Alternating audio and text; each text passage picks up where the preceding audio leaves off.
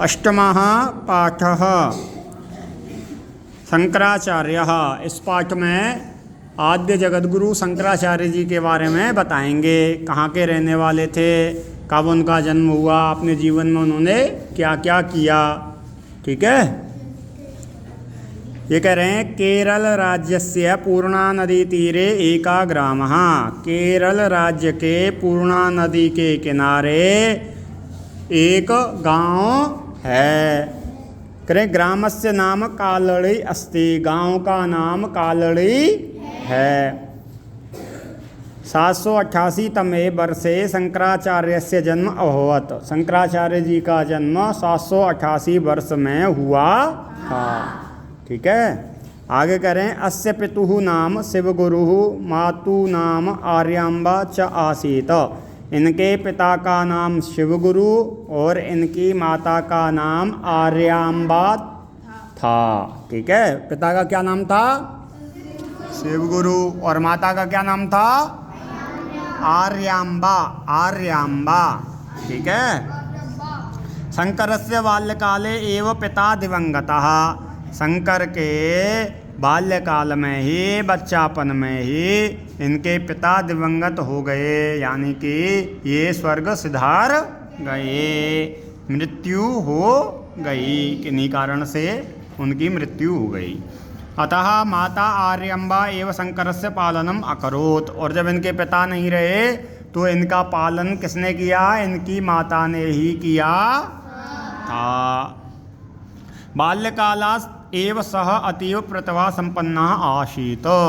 ये कह रहे हैं बाल्यकाल से ही, बच्चापन से ही ये बहुत प्रतिभा संपन्न थे, बुद्धिमान थे। एकदा शंकरः स्नानाय नदीं प्राविशत्। एक बार शंकर स्नान के लिए नदी में अंदर प्रवेश किए। ठीक है। यानी कि स्नान करने के लिए नदी में गए। और तत्र एकः मकरः तम गृहीतवान। और वहाँ पर नदी में क्या हुआ? इनको किसी एक मकर ने पकड़ लिया। मकर बोलते हैं मगरमच्छ को। सह उच्च ही आक्रोशात। और जब इनको मकर ने पकड़ लिया तो ये तेज तेज चिल्लाए। माता तत्श्रुत्वा नदी तटम आगच्छत। अब जब माता ने इनका शोर सुना, इनकी आवाज़ सुनी, तेज तेज चिल्ला रहे थे, तो क्या किया? नदी के तट पर इनकी माता आ गई। तदा शंकरः मातरम अवदत। और जब इनकी माता शंकर के पास आ गई तो माता से शंकर ने बोला। क्या बोला? अम्ब, हे माता, संन्यास ग्रहणाय मह्यम अनुमतिम देहि। संन्यास ग्रहण करने के लिए मुझे अनुमति दो। संन्यास ग्रहण करने के लिए मुझे अनुमति दो। तदा एव अहम मकरात् मुक्तः भविष्यामि।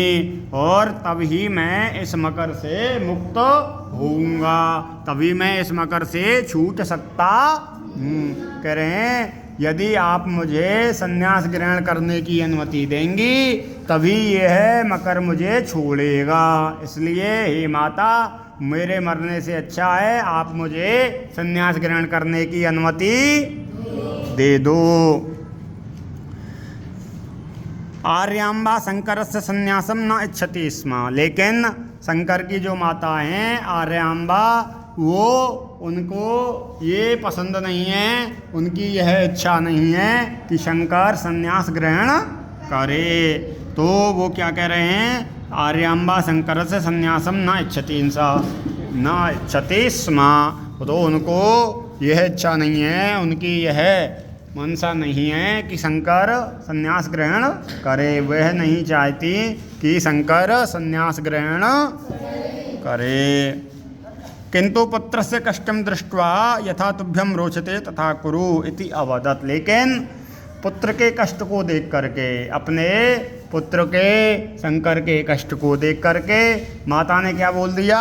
यथा तुभ्यम रोचते तथा कुरु। जैसा तुमको अच्छा लगता है वैसा तुम करो। देखो माता का दिल कितना पिघल जाता है ना।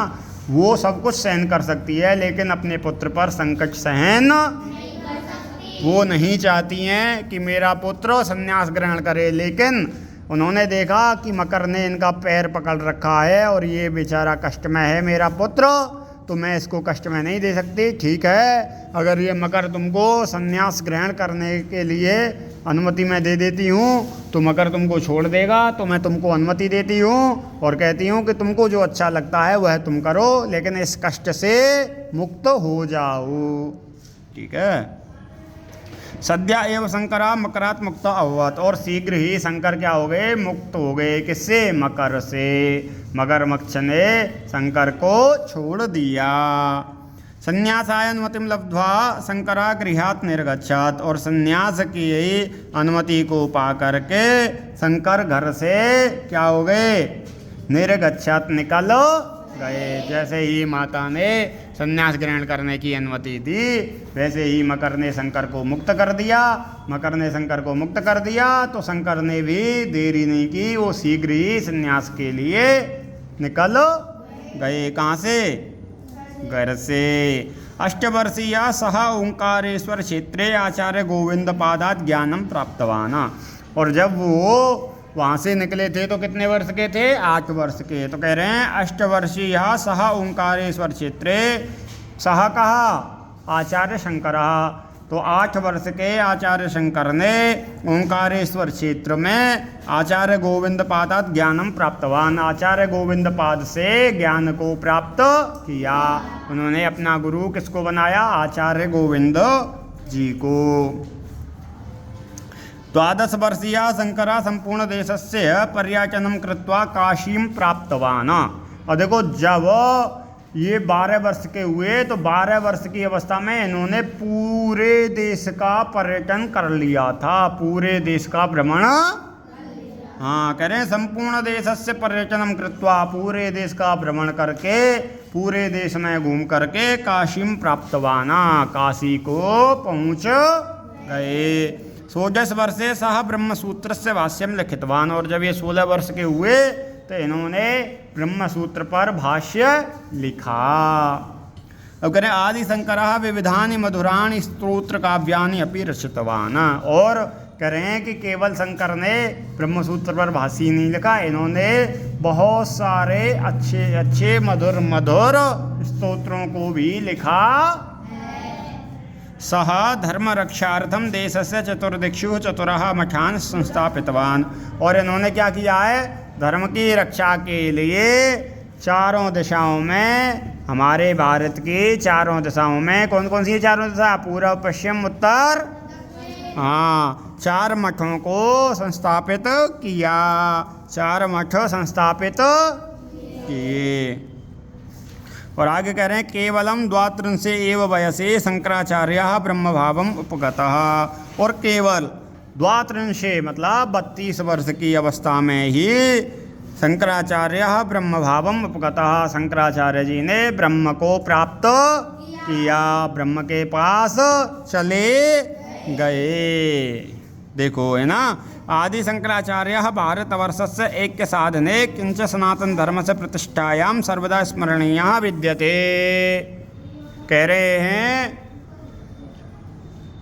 आदि शंकराचार्य भारतवर्ष से ऐक्य साधने, भारतवर्ष को एक करने में, क्यों एक करने में, कैसे क्या योगदान था उनके? भाई चारों दिशाओं में उन्होंने चारों मठों को संस्थापित किया है, ताकि किसी भी दिशा से किसी भी तरह का कोई विद्रोह उत्पन्न ना हो, हमारा पूरा भारतवर्ष एक रहे। ठीक है। और कह रहे हैं सनातन धर्म से प्रतिष्ठायाम सर्वदा स्मरणीय विद्यते, और सनातन धर्म के प्रतिष्ठा के लिए हमेशा वह स्मरण किए जाते हैं, हमेशा स्मरण किए जाते हैं, क्योंकि उन्होंने सनातन धर्म के लिए बहुत अच्छा काम किया।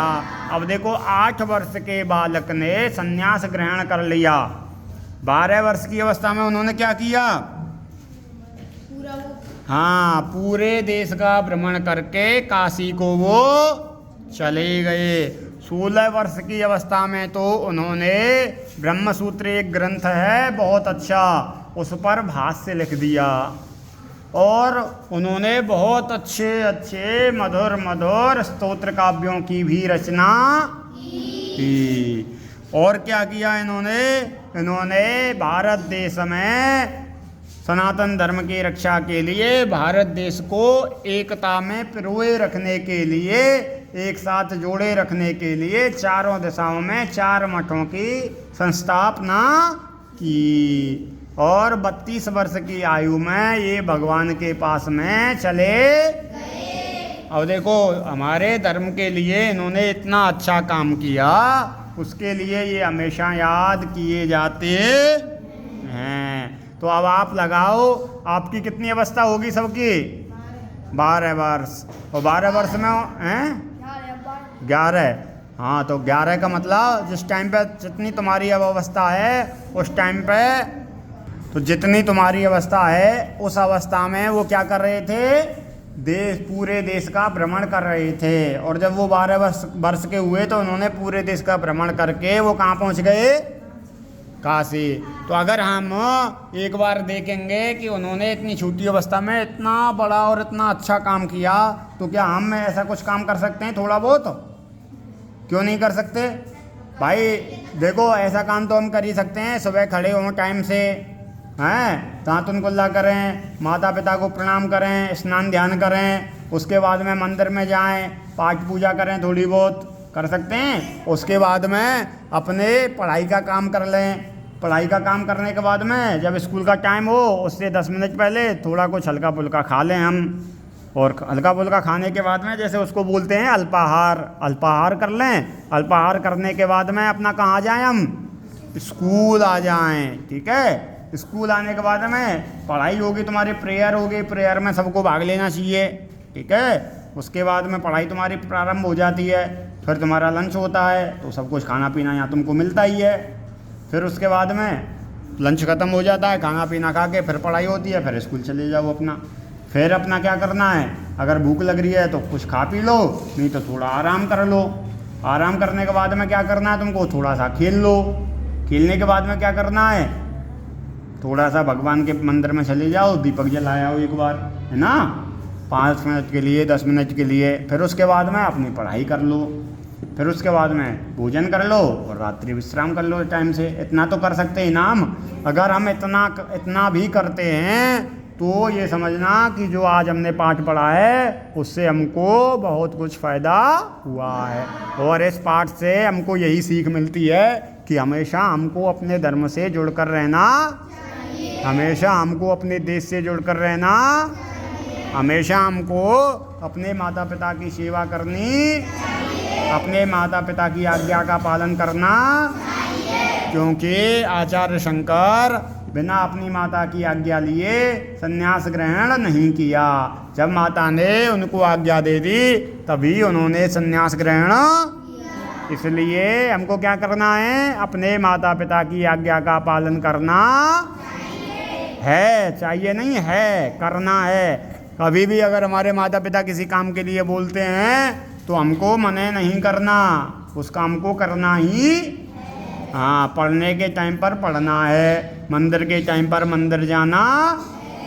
हाँ ठीक है, खाने के टाइम पर खाना है, खेलने के टाइम पर और सोने के टाइम पर। अगर तुम इस तरह की दिनचर्या बना कर रहते हो तो मैं दावे के साथ में कहता हूँ, जिस लक्ष्य को तुमने अपने मन में धारण कर रखा है उस लक्ष्य को एक दिन अवश्य पाकर रहोगे। ठीक है, अगर इस तरह से तुम पढ़ते रहोगे, इस तरह से अपने माता पिताओं की आज्ञा का पालन करते रहोगे तो कभी भी तुम्हारे जीवन में किसी भी प्रकार की कोई समस्या नहीं आएगी। ठीक है, समझ में आया सबके? बहुत अच्छे।